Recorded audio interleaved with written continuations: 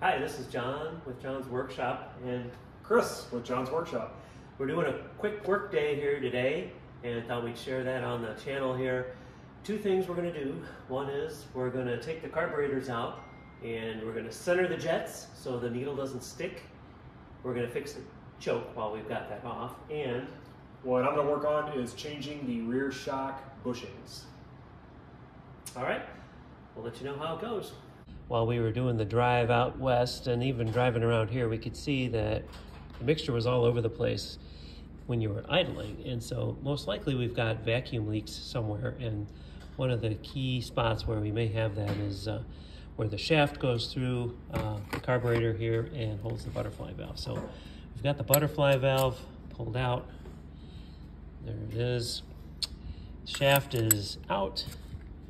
And so you've got replacement seals right here, and there's this brass kind of containment ring, if you will, that holds that in there, and here you can see the old ones here. So we're going to swap those out and hopefully eliminate the vacuum leak problem.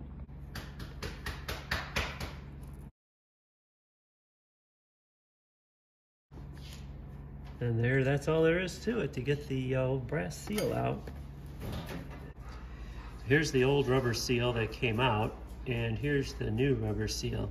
This old one is just completely hardened up, and here's the new one is pretty flexible. And you can see even here, it looks like the diameter here has been kind of squished open, and here's the new one. It looks like it's actually going to make a pretty good seal. The bushing's gone. I just put the shaft back in here, and it really is not noticeable play in the shaft. In other words, the bronze bushing in there appears to be really not worn much at all. So I think right in there you can kind of see the bronze bushing, but these look to be in really nice shape. So I think it's just a matter of replacing the seals, and hopefully that takes care of whatever vacuum leakage we might have had at idle. To install this retaining brass ring, just find a socket of the right size here, and we can just tap this into the hole just so that it's flush like the original was. And there we go. That's all there is to it. One of the other things we're doing today with the carburetors out is we're going to center the jet here. And so when we remove this nut here, we've got this sleeve in which the main jet runs, and you can see how it's not, basically it's got some play around here, and you want to make sure that's centered to keep the needle from binding when the piston goes up and down. So I've taken this nut off. Of course, we're going to put that back on here, and we're going to put the main jet here over this, and we're going to make sure that that brass sleeve is centered properly so that there's no binding as the piston goes up and down in there. Here you can see how much play there is in that brass sleeve in both the vertical and the horizontal directions. And now with that nut loose, you can see I'm putting the main jet into that sleeve and sliding it down over the needle, trying to get that centered up. There's sort of a process to this. I start with the nut loose and then kind of slowly start tightening it where that sleeve is centered and kind of play around with it. You can see I'm just using the weight of gravity there to let the main jet fall down on the needle, and I'm slowly kind of working it up and down and then tightening that nut below, and then just kind of checking it again, and then you kind of have to loosen it and check it again. And finally, after a while of this, you can kind of get to a point where the nut is tight and the collar is no longer moving around, and it's also centered, and the main jet is able to easily move up and down, as you can see here.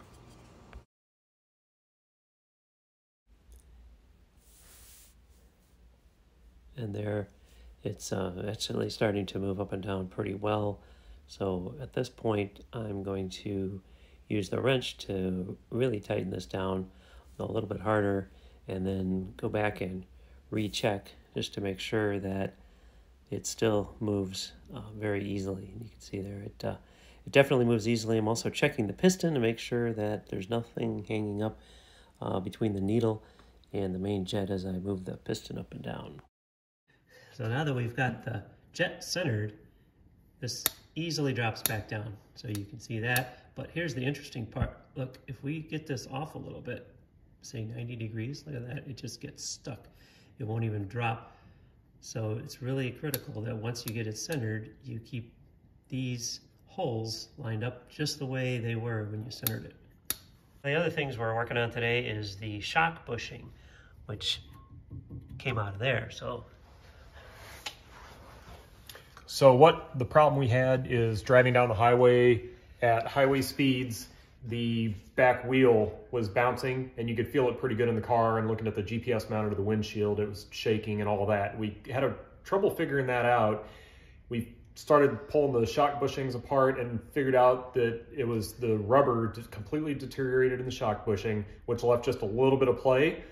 And so having another car drive beside us going down the highway, the whole axle, it was basically bouncing like this. So we thought it was one side, and the side we took apart was a little bit bad. We took the other side of the part and it was 10 times worse. So the whole thing was oscillating back and forth.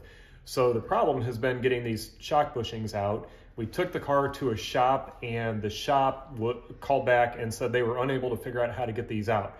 So then looking back down here, first thing we tried was a socket that the bushing will fit inside.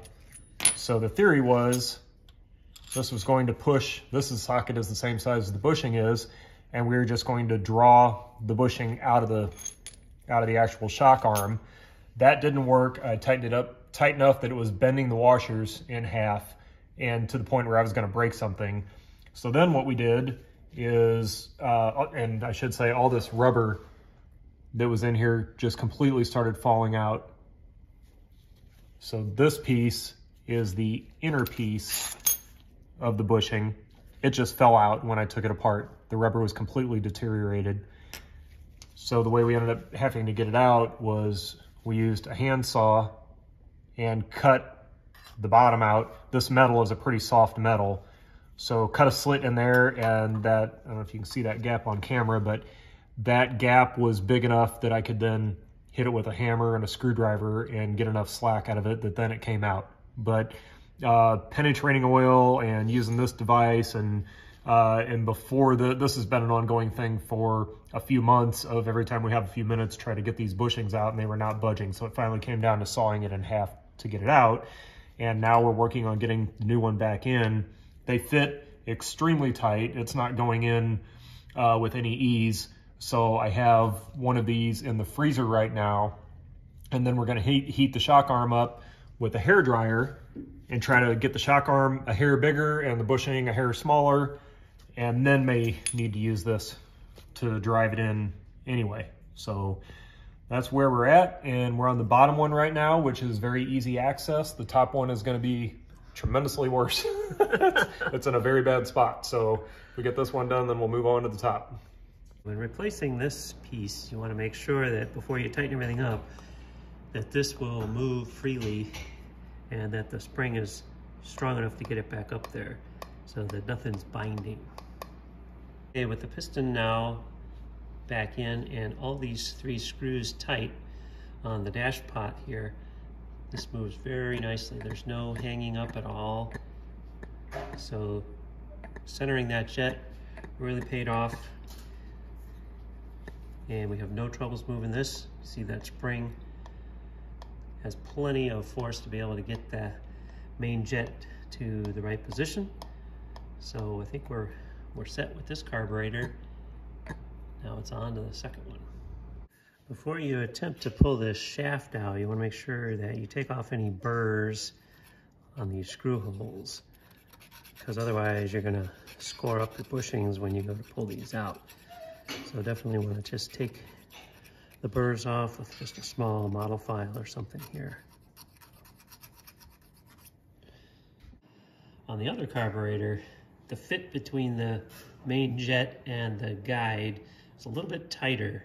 So you couldn't really just use gravity to drop this to see whether you were getting centered or not. And so what I was doing here was pulling the piston down and letting it snap back up. And you can see with the way it's adjusted, you see the needle popping right back into the center here. So there's the way I was checking to make sure that we've got it all centered up. Everything's tight and ready to be put back together. And there's no binding, even though this jet is all the way down. And note my arrow here, direction of the airflow, so that when I put this back together, I've got the diaphragm facing in the right direction. After the carburetor adjustments, we're gonna fire it back up and see how it does.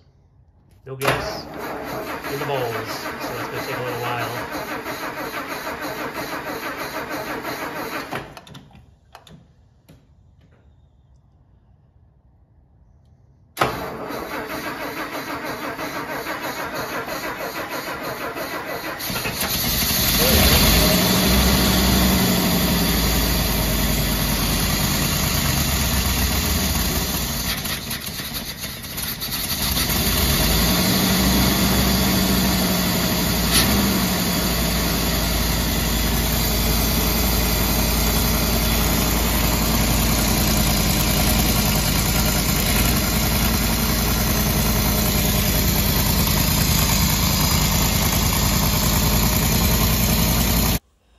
With the jet centered up, those pistons move up and down much more easily, and the car has been running really well since we went through the centering of the jet's operation there that you saw. So it's been running great.